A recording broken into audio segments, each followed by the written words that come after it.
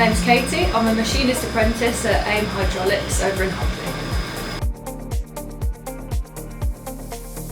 We do a range of parts, anything from parts for submarines to hydraulic cylinders, press works, we do press tools as well as bearings and things like that. I think the best part of being an apprentice for me is just the wealth of experience that comes from all of the people that are teaching me.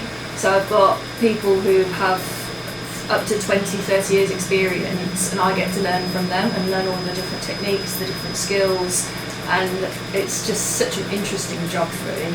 I really enjoy it.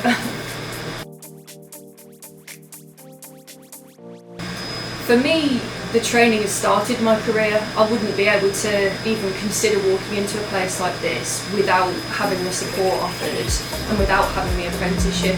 I think you need that experience on the job to be able to get somewhere with what you want to do.